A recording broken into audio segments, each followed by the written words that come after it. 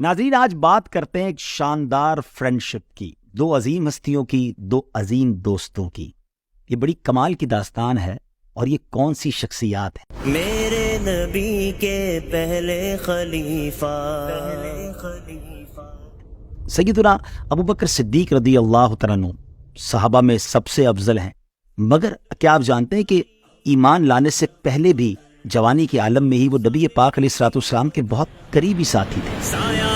مصطفیٰ ابو بکر یار غار مصطفیٰ ابو بکر خلیفۃ المسلمین پیارے آقا سے بڑی شاندار ان کی دوستی تھی۔ دوستی کا اندازہ اس بات سے لگائیے کہ بی بی عائشہ صدیقہ رضی اللہ تعالی عنہا فرماتی کہ کوئی دن ایسا نہیں گزرتا تھا کہ جس دن نبی پاک علیہ الصلوۃ والسلام ہمارے گھر تشریف نہ لاتے۔ بت پرستی سے اور غیر خدا کی عبادت کرنے سے سخت نفرت تھی، جاہلیت کی رسموں سے دونوں ہی بیزار تھے، اور پھر جب مزاج ایک جیسا ہو، طبیعت میں شرافت اور نفاست ہو، تو دوستی اور مضبوط ہو جاتی ہے۔ پھر نبی پاک علیہ الصلوۃ والسلام بی بی خدیجہ الکبریٰ رضی اللہ تعالی عنہا سے جب آپ کا نکاح ہوا اور آپ اس علاقے میں رہنے آ گئے جہاں مزید بزنس کمیونٹی کے لوگ رہتے تھے، تو اب محلہ بھی ایک ہو گیا، تو مزید یہ قرب جو ہے وہ بڑھتا چلا گیا۔ اب اعلان نبوت کا وقت قریب آنے لگا، نبی پاک علیہ الصلوۃ والسلام کی عمر مبارک تقریباً 40 سال کے قریب ہونے لگی، تو صدیق اکبر رضی اللہ تعالیٰ عنہ اپنے بزنس ٹرپ پر اپنے ایک خادم کے ساتھ ملک شام کے لیے روانہ ہوئے۔ یہ سفر آپ ویسے بھی کیا کرتے تھے، مگر اس بار سفر میں ایک بڑا ہی خاص واقعہ ہوا۔ ٹریول کے دوران ظاہر ہے کہ کہیں نہ کہیں رہائش کی اور آرام کی ضرورت پڑتی ہے، مگر اس زمانے میں ہوٹلز اور موٹیلز تو نہیں تھے، ایک کلیسا تھا، رات کا وقت تھا، تو آپ نے چاہا کہ اس اندھیری رات میں باہر رہنے سے بہتر ہے کہ اس کے اندر جا کر آرام کر لیا جائے۔ تو اس کلیسا کے دروازے کو کھٹکھٹایا گیا، ایک اندر سے خادم باہر آیا اور اس سے کہا گیا کہ ہمیں اندر یہاں رات گزارنے کی اجازت دی جائے۔ وہاں پر ایک راہب ہوتا تھا جو ان کا اس زمانے کا پادری آپ سمجھ لیجئے، جو خادم تھا، اس نے کہا کہ ہمارے یہاں رات گزارنے کی اجازت نہیں ہوتی، ہمارے راہب صاحب جو ہیں، ہمارے جو چیف ہیں، ان کی بڑی عجیب سی شرط ہے کہ یہاں رات وہی گزار سکتا ہے جس نے کبھی کوئی گناہ نہ کیا ہو، کبھی کوئی خطا نہ کی ہو۔ تو اب حضرت ابوبکر صدیق رضی اللہ تعالیٰ عنہ بڑے حیران، اور آپ نے کہا کہ یہ تمہارا جو آقا ہے یا جو چیف ہے اس علاقے کا یا اس پوری عبادت گاہ کا، وہ یہ کیسے جان لیتا ہے کہ کس نے غلط کام کیا یا نہیں کیا؟ اس نے کہا وہ کسی کے گناہوں کو بھانپ لیتا ہے، کسی کی خطاؤں کو بھانپ لیتا ہے، تو اگر بندے نے گناہ نہیں کیا تو وہ بھی اسے پتہ چل جاتا ہے۔ بہرحال انہوں نے کہا کہ جا کے پوچھ لو، اگر اجازت ہے تو ہم آ جاتے ہیں اندر۔ تو اب یہ خادم اندر جا کر بتانے لگا کہ دو لوگ آئے ہیں، ایک آقا ہے، ایک غلام ہے، بزنس ٹرپ پر نکلے ہیں، مکہ سے آئے ہیں اور وہ اس کلیسا میں رات گزارنا چاہتے ہیں۔ تو راہب فوراً چونک گیا اور کہا کہ پوچھو مکہ وہی بستی تو نہیں جو پہاڑوں کے درمیان یہ بستی ہے، اور آنے والوں کا نام بھی پوچھ کر آنا۔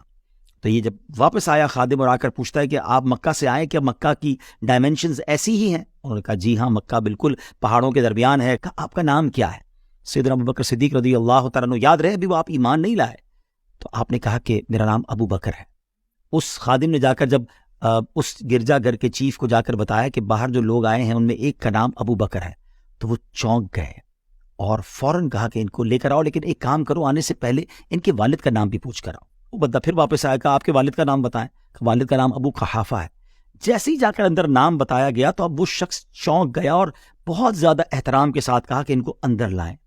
جب سیدنا صدیق اکبر رضی اللہ تعالیٰ عنہ اپنے خادم کے ساتھ اس راہب کے سامنے جاتے ہیں تو وہ راہب بڑا حیران، بڑی جس کو کہیں کہ عقیدت کے ساتھ صدیق اکبر رضی اللہ تعالیٰ عنہ کا دیدار کر رہا ہے، اور وہ اپنی کتابوں کے ورق پلٹتا جا رہا ہے اور آپ کے چہرے کو دیکھتا جا رہا ہے، کبھی دائیں کبھی بائیں، اور پھر آخر میں کہتا ہے کہ حضور ایک کام کریں، اپنی انگلیاں یا اپنی ہتھیلی میرے سامنے لائیں۔ جیسے ہی صدیق اکبر رضی اللہ تعالیٰ عنہ ایک ہتھیلی اس کے سامنے آتی ہے تو فوراً اس نے ان کے ہاتھوں کو بوسہ دیا اور کہا کہ کیا میں آپ کو امیر المومنین حضرت ابو بکر کے نام سے پکار سکتا ہوں؟ اب صدیق اکبر رضی اللہ تعالیٰ عنہ اس زمانے میں یہ باتیں آپ کے لیے بالکل نہیں تھیں، آپ چونک بھی گئے، تھوڑا سا ناراض بھی ہوئے کہ مجھے تو سمجھ نہیں آ رہی آپ میرے ساتھ کیا کر رہے ہیں، کبھی آپ میرا نام پوچھتے ہیں، کبھی میرے والد کا نام پوچھتے ہیں، کبھی اپنی کتابوں کو دیکھ کر میرے چہرے کو دیکھتے ہیں، اور اب آپ ایسے نام سے مجھے پکارنے کی کوشش کر رہے ہیں کہ جس نام سے کبھی میرے والد نے بھی مجھے نہیں پکارا۔ اللہ اکبر۔ وہ راہب کہتا ہے کہ تم نہیں جانتے تمہیں کتنی بڑی سعادت ملنے والی ہے، جو کتابوں کا علم مجھے بتاتا ہے کہ آپ ہی وہ ہستی ہیں